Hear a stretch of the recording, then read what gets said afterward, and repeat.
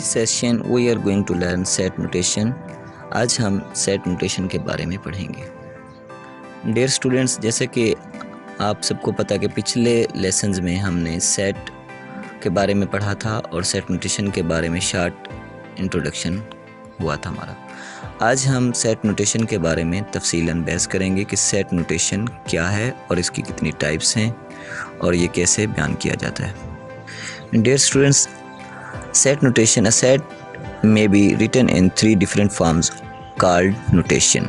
यानी कि सेट को किसी भी 3 तरह की अलामात से ज़ाहिर किया जा सकता है जो कि मुदर्रज झैल हैं। फर्स्ट है डिस्क्रिप्टिव नोटेशन। नोटेशन की इस फॉर्म में या इस टाइप में किसी भी सेट की तौसीफ़ी या तशरीही अंदाज में लिखे जाने वाले एलिमेंट्स को हम डिस्क्रिप्टिव नोटेशन कहते हैं। या यूँ कह लें कि जब भी किसी सेट की तफसील तशरीह लिखी जाएगी, डिस्क्राइब किया जाएगा उसको, तो उसको हम डिस्क्रिप्टिव नोटेशन कहेंगे। आगे चल के मज़ीद इसकी बहस करते हैं। दूसरी बिल्डर नोटेशन, इसमें उसकी तामीरी या उसकी बनावट को डिस्कस किया जाता है। उसके बाद टेबलर नोटेशन, इसमें उसके खाका या जदवल को या उसके चार्ट को या उसमें मौजूद एलिमेंट्स को लिखा जाता है।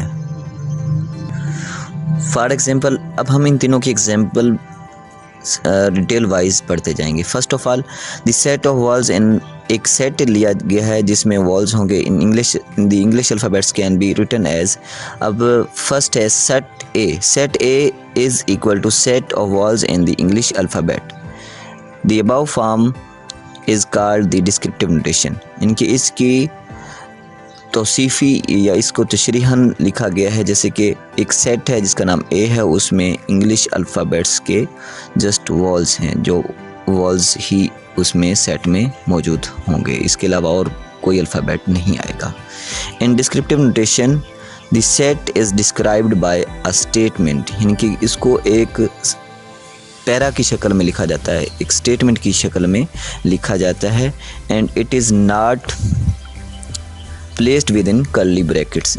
और दूसरी इसकी ये अलामत होगी कि इसको कर्ली ब्रैकेट्स में नहीं लिखा जाता। जैसे कि पहले हमने पढ़ा था कि किसी सेट को ब्रैकेट में क्लोज़ किया जाता है, तो यहाँ पे डिस्क्रिप्टिव नोटेशन की जब हम सेपरेट डिस्कशन कर रहे हैं तो इसमें 2 अलामत के, एक तो उसको स्टेटमेंट या पैराग्राफ की सूरत में लिखा जाता है, दूसरा उसको कर्ली ब्रैकेट में या उसके जो एलिमेंट्स होंगे उनको कर्ली ब्रैकेट्स में नहीं लिखा जाता, जस्ट उसकी स्टेटमेंट लिखी जाती है, तो इसको डिस्क्रिप्टिव नोटेशन कहते हैं। इसी सेट की दूसरी एग्जाम्पल, सेट वही है, the same set can be written as set A is equal to AEIOU। इसमें वही एलिमेंट्स वही आ रहे हैं जिसको हमने पहले सेट में डिस्क्रिप्टिव नोटेशन में पैराग्राफ की शक्ल में या एक स्टेटमेंट की शक्ल में लिखा था। तो set A is equal to AEIOU, यहाँ पे हमने इसको डिस्क्रिप्टिव नोटेशन में नहीं लिखा बल्कि टेबलर नोटेशन में लिखा है।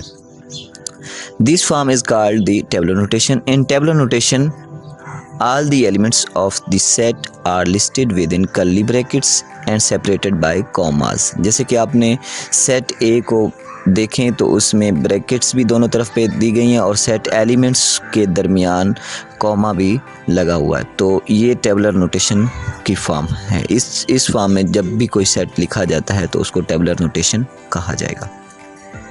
सेट की तीसरी फॉर्म है, नोटेशन की तीसरी फॉर्म रोस्टर या टेबुलर नोटेशन। इन रोस्टर और tabular notation all the elements of a set are listed. यानी कि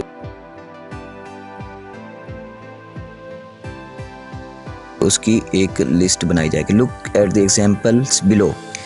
वही सेट जो कि पिछली 2 एग्जाम्पल में भी यूज़ किया है, उसी सेट को दोबारा से डिस्कस किया। यानी कि set A is equal to AEIOU is equal to walls in the English alphabet when there are a limited number of elements in the set।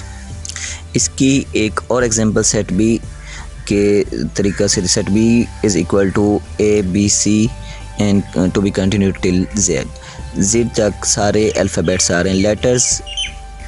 Set B is equal to ABC to Z and is equal to letters in the English alphabet।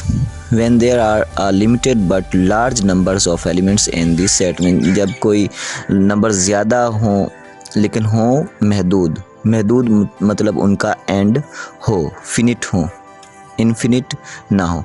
जैसे कि ए से लेकर Z तक एक limited figure है या limited alphabets हैं, तो इसको लिखने का तरीका क्या होगा कि ABC फर्स्ट 3 एलिमेंट्स लिखने के बाद डॉटेड लाइन दी जाएगी और लास्ट पे लास्ट फिगर जो भी होगा या अल्फ़ाबेट होगा वो लिखा जाएगा और ब्रैकेट्स में क्लोज़ किया जाएगा।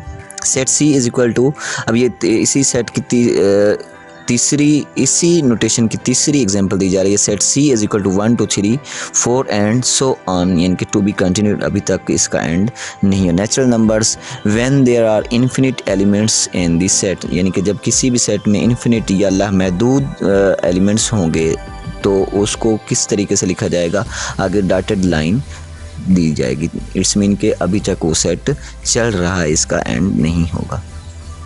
The set A can also be written as set A is equal to X, यहाँ पे मिस्टेक थोड़ी होगी, R की जगह X होना था। X such as X is a wall of the English alphabets. This is called the set builder notation or roster notation. इन दोनों में से कोई एक नाम यूज़ किया जाएगा। In set builder notation, the set is expressed in the form of rule. Here are some more example. Set A. So a set of real numbers less than 9 can be written as, अब इसमें थोड़ी सी और example दी गई हैं। जैसे एक set A है, उसमें रियल नंबर्स होंगे लेकिन लेस देन 9 होंगे, तो उसकी तीनों फॉर्म लिख दी गई हैं। फर्स्ट है set A is equal to set of real number less than 9, जो पहली स्टेटमेंट दी गई इसमें, यानी कि स्टेटमेंट या पैरा की शक्ल में लिखा गया, इसको डिस्क्रिप्टिव नोटेशन, जैसे कि हमने पहले भी इसको डिस्कस किया कि जब पैराग्राफ की शक्ल में आएगा और कर्ली ब्रैकेट्स नहीं होंगी और कोई सेपरेटेड या कॉमा नहीं यूज़ किया जाएगा तो इट्स मीन ये डिस्क्रिप्टिव नोटेशन होगी। उसके बाद दूसरी example, set A is equal to 1 2 3 4 5 6 7 and 8। अब इसमें देखें कर्ली ब्रैकेट यूज़ की गई और हर एलिमेंट के बाद सेपरेटर या कॉमा दिया गया है, तो इस फॉर्म को टेबुलर नोटेशन कहेंगे। उसके बाद set A is equal to X such as X less than 9, कि 9 से कम उसमें एलिमेंट्स हैं, तो अगर इस फॉर्म में कोई लिखा जाएगा कोई भी सेट तो उसको सेट बिल्डर नोटेशन फॉर्म कहा जाएगा।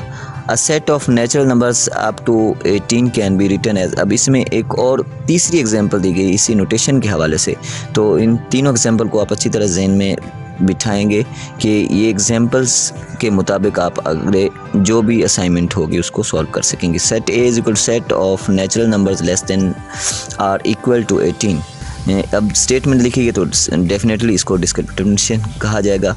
उसके बाद set A is equal to 1 2 3 4 5 6, अब इसमें थोड़ी मिस्टेक हो गई कि सेपरेटर नहीं दिए गए, यहाँ पे सेपरेटर आपको 7 के बाद सेपरेटर 8 के बाद, यानी कि हर एलिमेंट के बाद सेपरेटर आना था, वो टाइपिंग मिस्टेक हो गई है।